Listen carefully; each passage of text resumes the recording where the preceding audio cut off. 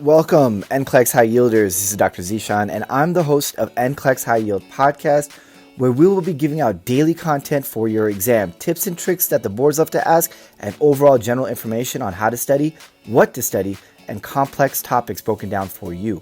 Whether you're a first-time test taker or even a repeat test taker, we have helped people across the globe pass their NCLEX exams, so do not give up and get motivated. Make sure you subscribe to our podcast and also visit our Instagram at NCLEX High Yield, at NCLEX High Yield, where you can DM us questions so we can answer them on the podcast. Also, check out our website, www.nclexhighyield.com, and subscribe to receive a link to our weekly free Zoom session where I drop all types of content, break down complex topics, and make them easy for you to understand every Wednesday, 3 p.m. Pacific Standard Time, 6 p.m. Eastern Standard Time. See you guys then. Take care. Today's NCLEX High Yield podcast is brought to you by Boost Now 365, a health and wellness company providing daily accountability, mental health tips, workouts, nutrition help, mindfulness activities, and more.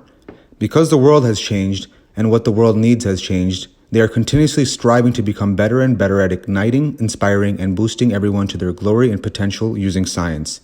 Check them out on Instagram at BoostNow365. I want to cover a couple of topics that are not necessarily content related. The first thing that I like to cover is UWORLD, why we use UWORLD, how we use UWORLD, what you are to do every single day. The problem is that there's so much information out there, there's so many resources out there that people don't know where to begin or what to use. With that said, all you need is UWORLD and me. Or like NCLEX High Yield, UWORLD, our Zoom sessions, our one-on-ones, whatever it is, all you need is UWORLD. If you use it the right way, and you look at all the different techniques and testing strategies and all the little tips and tricks that I'm going to give you with UWORLD, it is identical to your test. You already know that. The interface it looks the exact same. That decreases your anxiety levels going into the test. Now, how to use UWORLD is what's important.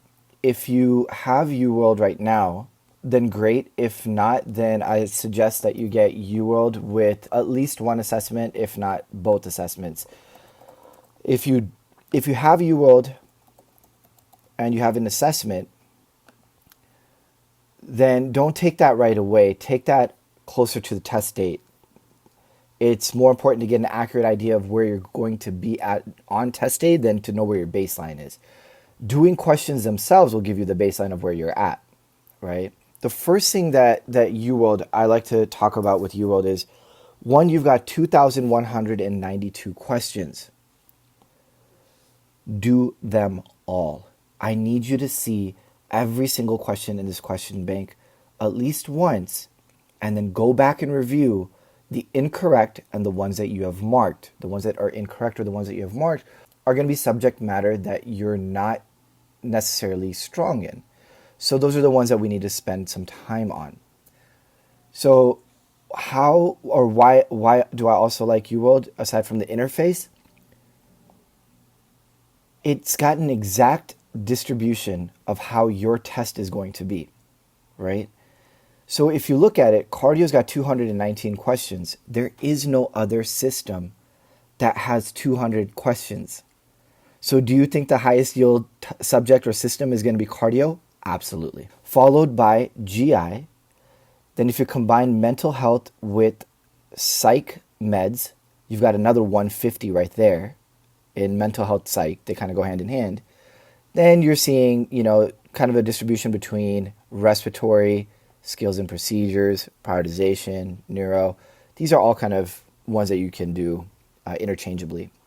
I have a set method of which way to do it just because of the way I've structured my courses and or my tutoring. So I usually start with cardio, then we jump into GI, then we do mental health, because previous students, I've had so many pass in the last couple of months, last 3-4 months. Every one of them has come up to me and said, "Hey, Dr. Zeeshan, we are seeing a lot of mental health questions."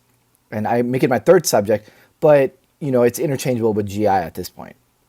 That's how high yield it's become. Then we jump into prioritization, and then we jump into respiratory and neuro. So kind of go in that order. Couple of things that I want you to utilize on UWorld. One is, if you look up at the top, there's this thing called a QID. It's a 5-digit number starting with the number 3. If you do not know a question, write down the QID. Why? So you can come back to them, or you can review ones that you didn't know. How do you retrieve them? Go to the search function, type in the QID in the search function, and that question will pop up. That exact question will pop up. Really cool feature. People don't know about it. The other thing is let's just say that your weak subject is, since we start with cardio, let's just talk about cardio topics. Let's just say that you are weak in cardiac tamponade.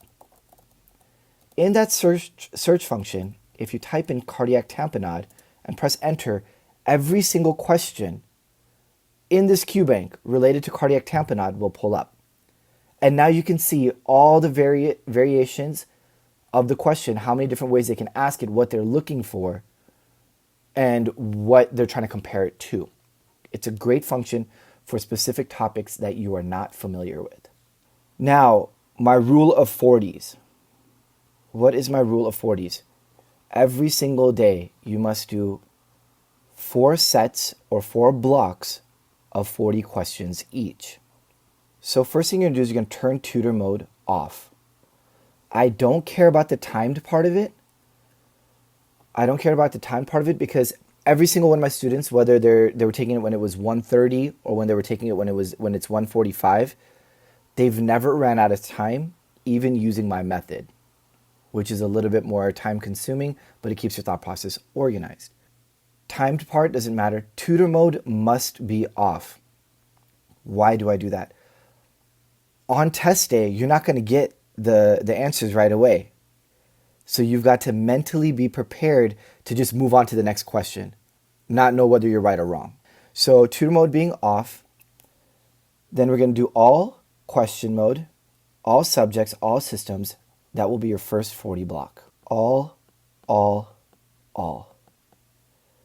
In between this 40 and your second block of 40, take about a 5 to 7 minute break.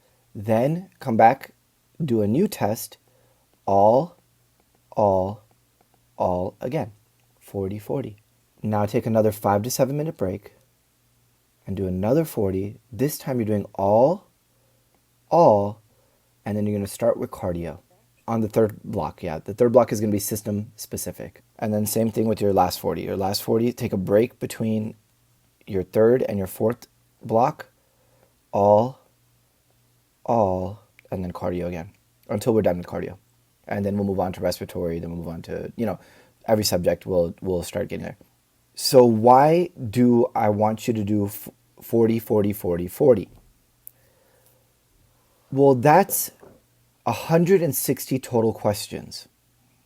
The boards are 145. I'm developing stamina. A lot of people don't realize mental fatigue is a real thing.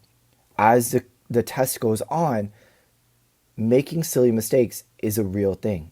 So we want to avoid these little mistakes that could happen. So we build stamina. My boards were 9 hours long. I studied for 14. So you can imagine how much time I had to put in order to be able to pass my exam. The nursing boards don't tell you, oh, do 20 questions, come back a couple hours later, do another 40 then. Yeah, take a break, come back in the evening. No. We don't get down like that. You're going to sit there for 145 questions. Go in with the mentality that you're taking 145 questions. Do not think otherwise. I brainwash you to think you're going with 145 questions. Why? If you hit 75 and it doesn't shut off, or you hit 85, 100, 115, well, now your anxiety levels go up. No, I don't give a crap. You're going in for 145 questions. If it shuts off before then, cool. But you're training yourself with these rule of 40s to get that stamina up. Then you go back and you review them. So when I tell students, I'm like, it's going to take you a solid 7 to 8 hours a day to study for this exam. They're like, what? 7 to 8 hours? Yeah, it's a board exam.